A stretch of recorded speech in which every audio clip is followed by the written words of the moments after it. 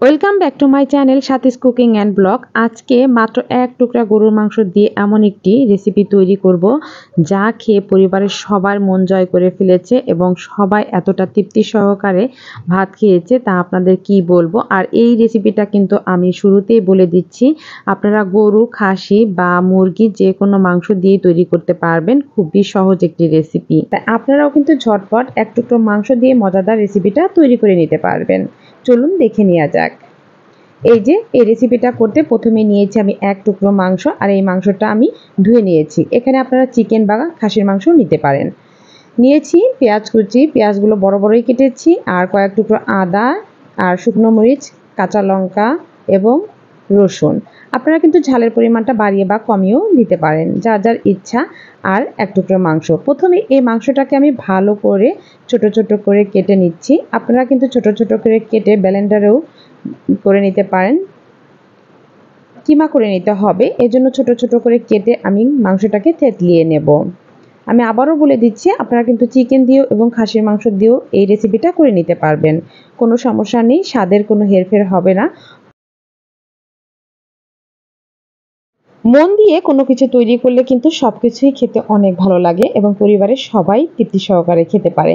মাংসটা কিন্তু আমি ছুরি দিয়ে থেতলিয়ে নিয়েছি, আপনারা ব্লেন্ডারেও করে নিতে পারেন। এখন একটি ফ্রাই প্যানের মধ্যে দিয়ে দিচ্ছি সেই থেতলানো মাংসের টুকরোটা, দিয়ে দিব একে একে পেঁয়াজটা এর থেকে ছোট করার কোনো প্রয়োজন নেই।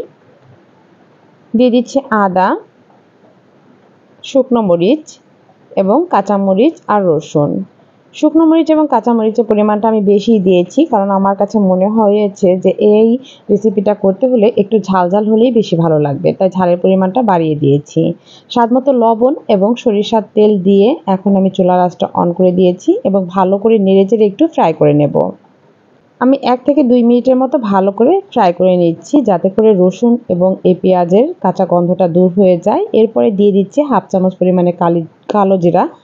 আমার কাছে মনে হয়েছে এই রেসিপিটাতে যদি একটু কালো জিরা ব্যবহার করি তাহলে টেস্টটা আরও বেশি ভালো হবে। আর এমনিতেও কালো জিরা কিন্তু যে কোনো ভর্তা বা ভাজিতে ব্যবহার করলে খুবই টেস্টি হয়। কালো জিরার তো উপকারিতার শেষ নেই, তাই আমি এই রেসিপিতে কালো জিরা ব্যবহার করেছি। সামান্য একটু পানি দিয়ে আমি এখন ঢাকনা দিয়ে ঢেকে দেব, যাতে করে এই মাংসটা ভালোভাবে সিদ্ধ হতে পারে। যেহেতু আমি বিফের নিয়েছি আর বিফটা একটু সিদ্ধ হতে সময় লাগে, এজন্য হালকা একটু পানি দিয়ে ঢাকনা দিয়ে ঢেকে দিলাম। যদি চিকেন নিতেন তাহলে সেক্ষেত্রে পানি দেওয়ার কোনো প্রয়োজন হতো না, চিকেন থেকে যে পানি উঠতো এতেই কিন্তু সিদ্ধটা হয়ে যেত। ভালো করে নেড়েচেড়ে আমি পানি শুকিয়ে নিচ্ছি। পানি শুকিয়ে আমি ব্লেন্ডারের জারে নিয়ে আমি এটি ব্লেন্ড করে নেব। আপনারা চাইলে শিলপাটাও বেটেও নিতে পারেন, কোনো সমস্যা নেই।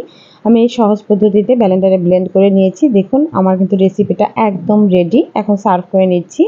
হোটেলে কিন্তু এভাবে গোল গোল আকৃতি করে রাখা হয়, তা আমিও রেখেছি যাতে পরিবারের সদস্যরা যে কোনো একটি বল আকৃতি নিয়েই ভাত খেয়ে ফেলতে পারেন। আর বিশ্বাস করেন এতটা টেস্টি হয়েছে। আর এই রেসিপিটা আমি একটি আপুর রেসিপিটা ফলো করে আমি এটি তৈরি করেছি। মাশাআল্লাহ অনেক টেস্টি হয়েছে এবং অনেক সুস্বাদু ছিল এই রেসিপিটা। আপনারাও কিন্তু ট্রাই করতে পারেন আমার রেসিপিটা ফলো করে। কেমন লাগলো রেসিপিটা তা অবশ্যই কমেন্টসে জানিয়ে দেবেন। সবাই ভালো থাকবেন, সুস্থ থাকবেন। আল্লাহ হাফেজ।